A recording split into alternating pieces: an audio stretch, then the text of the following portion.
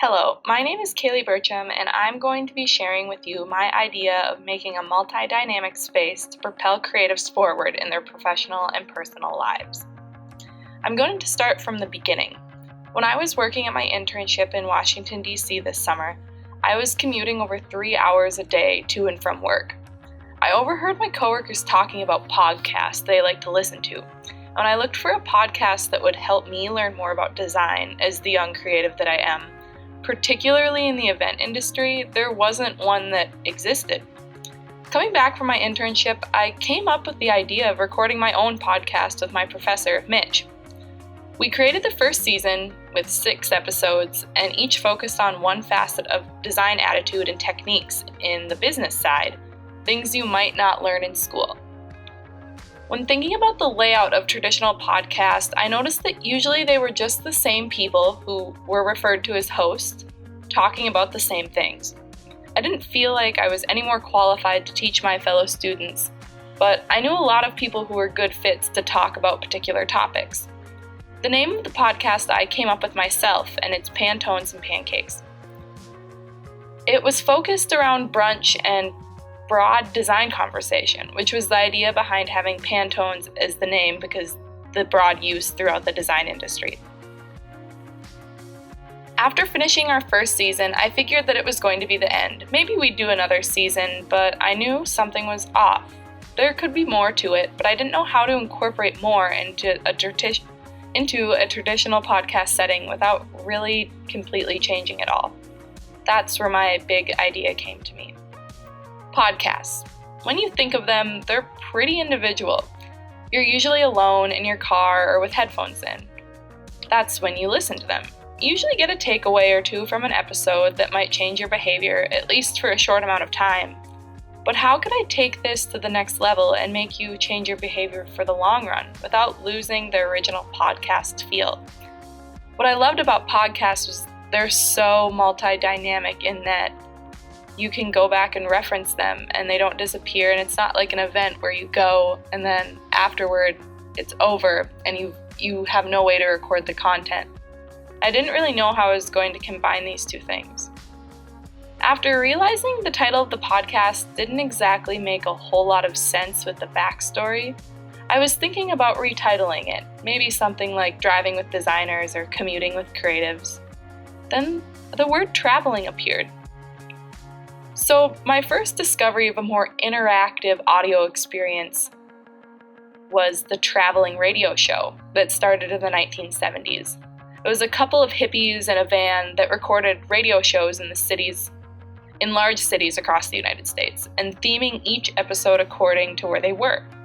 It reminded me of the Refinery 29 rooms, but for audio instead of Instagram and that visual experience that Refinery 29 does.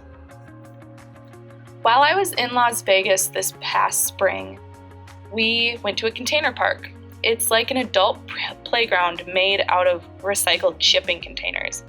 This is a super trendy design strategy, and when I researched more about the possibility of an experience that could be stored and moved within a shipping container, there were a lot of resources, including a few projects done and outsourced by Outform, including a Motorola traveling container shop.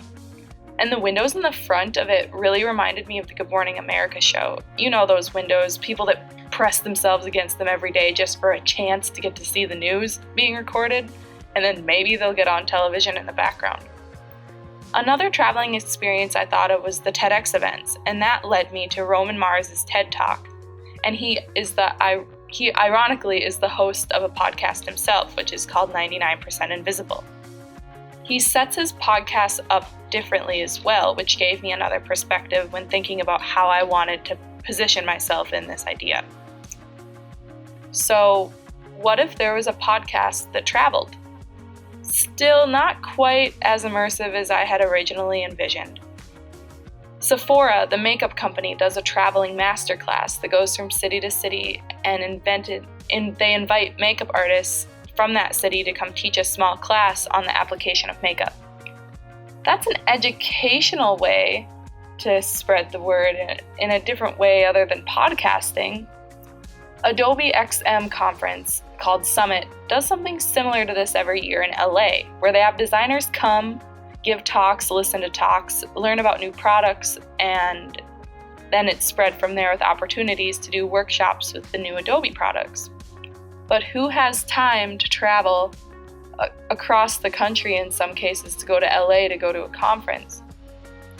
My idea in the end is to create a nomad-style podcast that was set up in 2 parts. It would travel in a shipping container to different parts of the United States, inviting creatives, beginners and professionals, to an event where Mitch and I, the hosts of a designer-style podcast setting, and it was where people could come and sit and listen to us talk to these different designers as if it were a podcast live. But then the next day in the morning, there would be workshops with the same designers on the panel who would lead that. The workshops and things would help fund the traveling and production of the podcast, while the podcast itself will be creating constant mobile content for listeners who might not be in the area, and maybe they're commuting somewhere themselves. Right now, there are 3 things we know for sure. Number 1, as a creative, we're constantly bombarded with new trends, difficult clients, and changing softwares. Having the resources to adapt quickly is key for success. The second is the creative industry is morphing into an experienced design market, meaning customers need to feel a personal connection with a brand now more than ever. And lastly, the third thing is creatives are all passionate about their industry, and creating connections is required in order to stay on top of our innovative industry. There are a few ways we can step in and get involved with the betterment of ourselves in order to avoid crippling burnouts.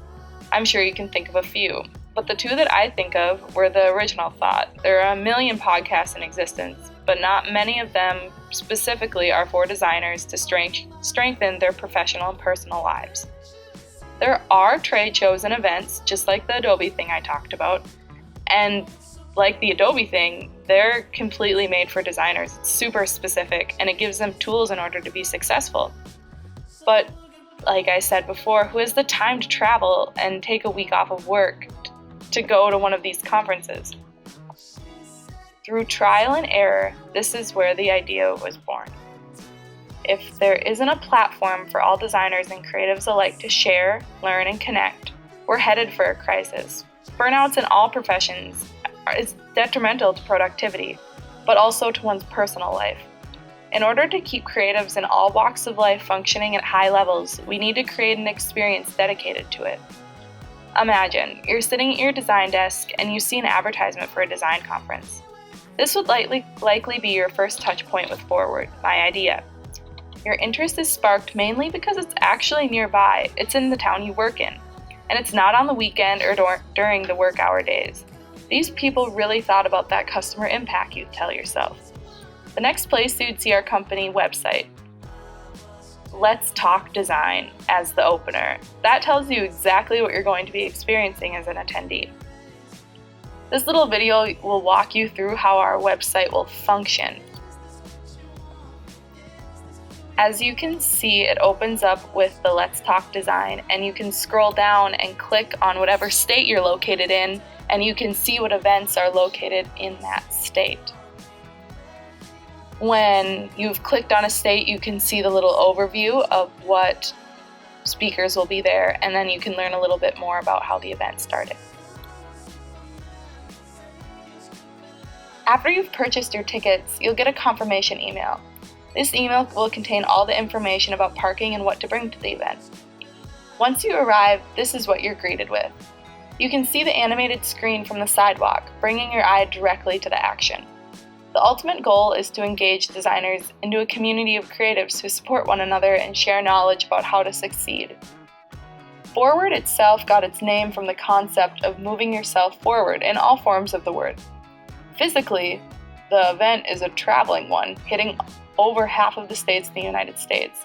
In a sense, it's actually physically moving forward. But it's also pushing you as an attendee forward in your career with new knowledge and connections. There's a third meaning to the name, and it's to show the progression that's constantly taking place in our industry. Have you ever heard of the book, Girl, Wash Your Face? It's a how-to book telling the reader how to make the best out of their everyday lives and to put themselves first. This conference is the Girl, Wash Your Face of the design world. but with an event that's much more impactful than any book you could find at Target. The space will hold approximately 30 in general admission and 18 in high top table seating. There is easy access for attendees with limited mobility as well. Tickets will range from $100 to $200 depending on the location, which will bring in a minimum of $5,000 an event. Between grants and donations and this income, the event will not cost its investors any money.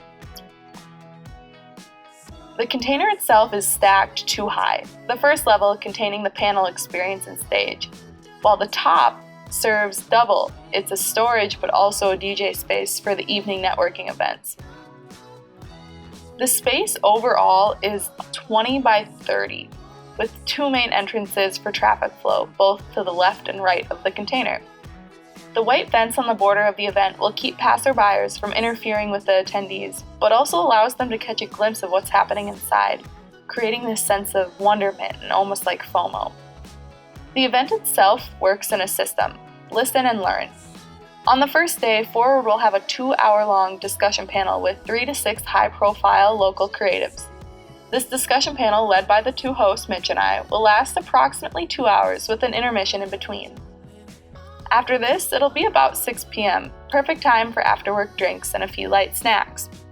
The top will open up with a DJ and it will play fun music, livening up the space for networking opportunities amongst attendees. The second day is workshop-based. I decided to incorporate this because after research and personal experience, designers and creatives typically learn best when the event has learning that's hands-on. This part of the event will vary based on the panel of designers, as they will lead the instruction. Think more Adobe Summit, where those new products such as the Apple Pencil are demoed and then you can try it yourself, but not like Compass Rose in Bemidji, where you nail the state of Minnesota into a piece of old barnwood. Once the event has left the city, the panel discussion will be published on the Listen and Learn section of the Forward website. Attendees get access to all of this content, including forums, which are question boards, and tutorials after a ticket to the event has been purchased. This is like a lifetime VIP membership. So not only will the website work for a way to learn more about the conference and to purchase tickets, but it will also be a constantly evolving site with new information and resources accessible to creatives around the United States. My event can be held indoors or outdoors, even at trade shows or other design-related events, depending on what's happening in the city during the scheduled visit. Referring back to the 3 statements I said, the first one was, our industry is constantly shifting and changing, and in order to be successful, you need to keep up with it. The second was, industry is shifting into an experience market, meaning you need to feel a close, real, personal connection with a brand in order to build trust. And lastly, creatives are passionate beings and need almost constant adaptive skills in order to feel fulfilled in their profession. This solution fulfills all 3 of these demanding needs, allowing creatives of all walks of life, from students to creative directors, a chance to attend an event like this. It could not only help better themselves, but better our industry as a whole. Thank you for listening to my idea of starting a traveling design conference called Forward.